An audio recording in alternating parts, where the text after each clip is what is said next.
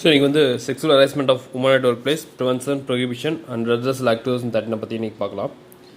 So இந்த act வந்து என்னென்னா வந்து ஒர்க் பிளேஸில் நடக்கிற செக்ஸுவல் ஹராஸ்மெண்ட் வந்து உமனை ப்ரொடெக்ட் பண்ணுறதுக்காண்டி வந்து இந்த ஆக்ட் இருக்குது. ஸோ வந்து இது வந்து ஒர்க் பிளேஸில் வந்து செக்ஸுவல் ஹராஸ்மெண்ட்டை அந்த டேர்மை டிஃபைன் பண்ணுது அண்ட் வந்து அதை வந்து ரெட்ரஸ் பண்ணுறதுக்கு சில மெக்கானிசம் வந்து க்ரியேட் பண்ணுது. ஓகேவா? ஸோ ஃபர்ஸ்ட் ஆஃப் ஆல் வந்து அக்ரீவ்டு உமன், பாதிக்கப்பட்ட பெண் அப்படின்னா அந்த டெஃபினேஷன் என்ன அப்படின்னா ஆக்சுவலி இது எக்ஸ்ட்ரீம்லி ஒய்டாக இருக்குது. ஸோ அதனால் வந்து எல்லா உமனையும் கவர் பண்ணுது. உதாரணத்துக்கு வந்து எந்த வயசாக இருந்தாலும் ஓகே, என்ன எம்ப்ளாய்மெண்ட் ஸ்டேட்டஸாக இருந்தாலும் அந்த ஆர்கனைசேஷன் வந்து ஆர்கனைஸ்டில் இருக்கா, அன்ஆர்கனைஸ்டில் இருக்கா, இல்லாட்டி வந்து பப்ளிக்காக ப்ரைவேட்டாக அப்படிங்கிறதெல்லாம் எல்லாத்தையுமே கவர் பண்ணுது.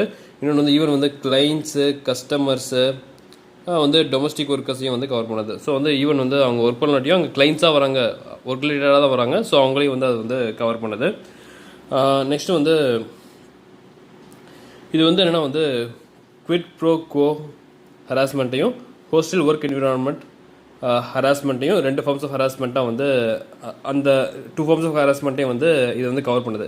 இந்த 2 ஃபார்ம்ஸ் ஆஃப் ஹராஸ்மெண்ட் என்னன்னு சொல்லிட்டு நம்ம வந்து பின்னாடி பார்க்கலாம்.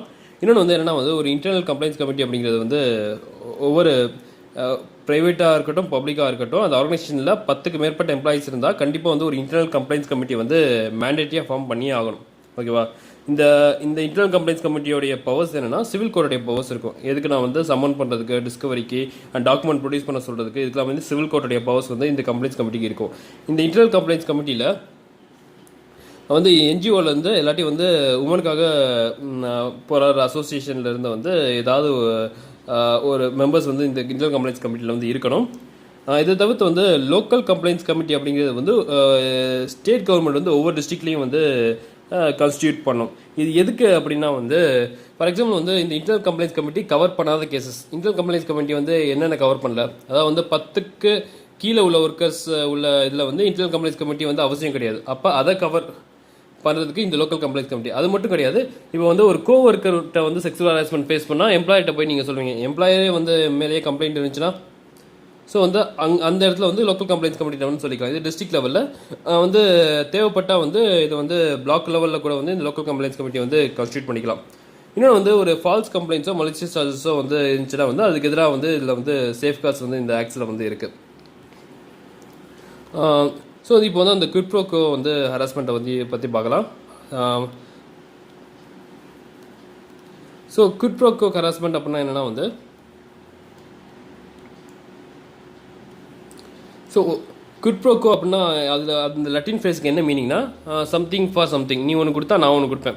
அதாவது வந்து அவர் வந்து செக்ஸுவல் டிமாண்ட் வந்து வைக்கிறாரு. அந்த செக்ஸுவல் டிமாண்டை வந்து சாட்டிஸ்ஃபை பண்ணிட்டா வந்து பேமெண்ட் ரைஸோ ப்ரொமோஷனோ ஒரு சூப்பர்வைசர் தரேன்னு சொன்னால் அது வந்து குவிட் ப்ரோ கோ ஹராஸ்மெண்ட்டில் வந்து வந்துடும். அதே மாதிரி வந்து hostel work environment sexual harassment அப்படின்னா அது என்னென்னா வந்து ஸோ அந்த ஒர்க் என்விரான்மெண்ட் வந்து ஒரு செக்ஸுவலி ஹோஸ்டலாக இருக்குது. ஃபார் எக்ஸாம்பிள் வந்து display of inappropriate or offensive மெட்டீரியல்ஸை வந்து டிஸ்பிளே பண்ணுறது, செக்ஸுவல் ஜோக்ஸ் வந்து சொல்கிறது, ஸோ அவங்கள வந்து interference with someone's ability to move freely, ஒருத்தவங்களை ஃப்ரீயாக மூவ் ஆக விடாமல் தடுக்கிறது, persistent unwanted interactions such as asking for dates, sir date பண்ணலாம்னு சொல்லிட்டு கன்டினியூஸாக கேட்குறது.